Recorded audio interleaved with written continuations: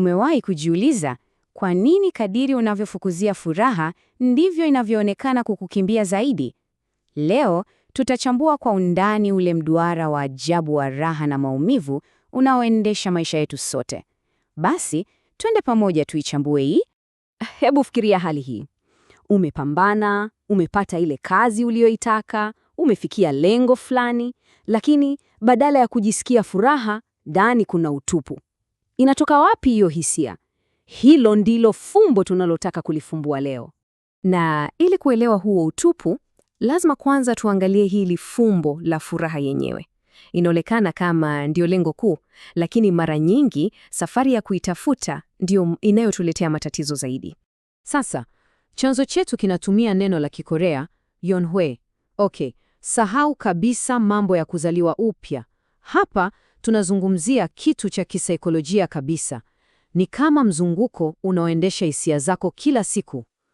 Unatoka kwenye mateso, wanaita go, unaingia kwenye raha, nak. Halafu, unaanza tena. Na hapa ndipo siri nzima ilipo. Huwezi kupata kimoja bila kingine. Yaani, raha na maumivu ni kama giza na mwanga. Raha hasa si kitu unachokipata tu, bali ni ile hisia ya nafuu pale maumivu yanapoisha, vimefungamana. Okay, basi hebu tuanze na upande ambao sote tunaukimbia, mateso au gozi. Lakini vipi kama nitakwambia mateso yana nguvu fulani ya siri ambayo hatuioni? Hebu tuchunguze kwa undani.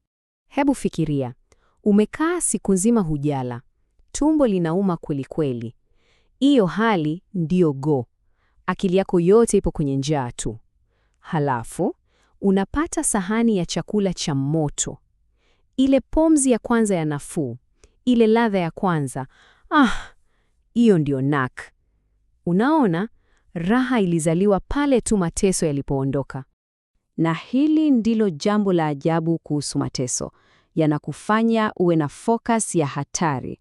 Unakumbuka ulipoumwa na jino mara ya mwisho? Dunia nzima ilisimama. Akili yako yote ilikuwa kwenye jino moja tu. Sasa, nguvu hii ya umakini inaweza kutumika vibaya. Fikiria jinsi kiongozi anavyoweza kuunda tatizo ili baadaye aje kama mwokozi pekee anayeweza kulitatua. Hii inafupisha kanuni muhimu sana. Kadiri mateso yalivyo ya kina na ya muda mrefu, ndivyo nafuu yake inavyokuwa tamu zaidi. Chanzo chetu kinatoa mfano wa mabadiliko makubwa ya kijamii. Baada ya miaka mingi ya shida, uhuru unapokuja, furaha yake inakuwa kubwa mno. Hii inatuonyesha jinsi akili zetu zinavyopima furaha kulingana na ukubwa wa maumivu yaliyotangulia. Sawa, tumeona upande wa go. Sasa hebu tugeukie upande mwingine unaovutia, raha au nak. Hiki ndicho kitu tunachokifukuzia kila siku, si ndio? Lakini sikia hii, hapa ndipo mtego wenyewe ulipo. Na tatizo kubwa la raha ni hili, ni kama upepo. Unapoipata tu, tayari imeanza kupotea. Umewahi kutamani kitu sana, labda simu mpya, unahangaika, unaipata, unafurahi siku moja, mbili, halafu inakuwa simu ya kawaida tu. Tayari akili yako inaanza kuwaza, okay, nini kinafuata? Na hapa kuna tofauti muhimu sana kuielewa. Unapokuwa kwenye mateso, akili yako yote inajikita kwenye jambo moja tu, kutatua lile tatizo. Lakini unapopata raha, ni kama milango ya mafuriko inafunguliwa. Ghafla, tamaa mpya 1000 zinazuka. Sasa unataka gari bora, nyumba kubwa zaidi, heshima, akili inatawanyika kila mahali. Na hivi ndivyo raha inavyogeuka kuwa chanzo kipya cha maumivu. Umepata kazi nzuri, sasa unaanza kuhangaika na kupandishwa cheo.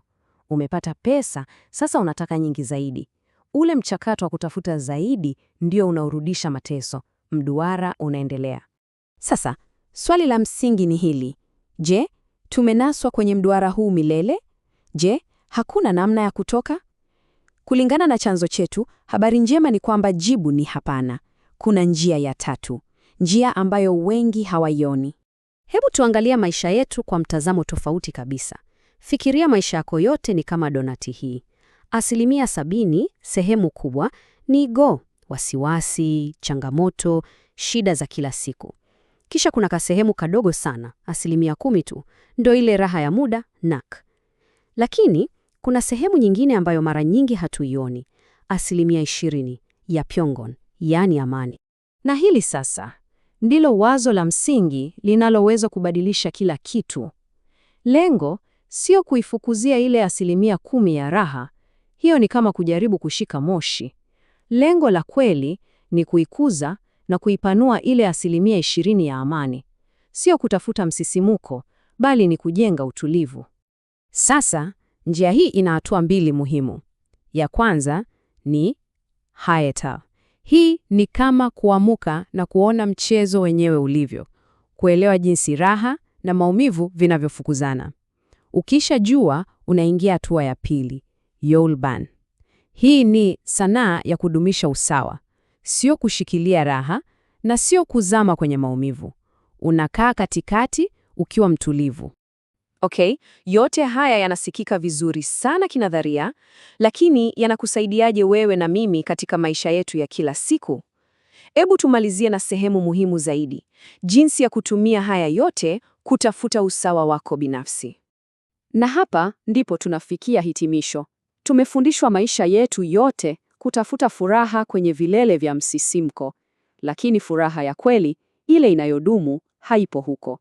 Inapatikana kwenye ardhi tulivu ya amani, ile hali ambayo haiumbishwi na mawimbi ya go na nak.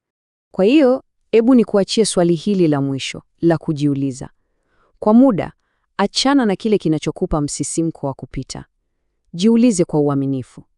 Ni wapi unapata amani yako ya kweli? Hiyo pyongon yako wewe binafsi inapatikana wapi? Pengine jibu la swali hilo ndio mwanzo mpya wa kila kitu.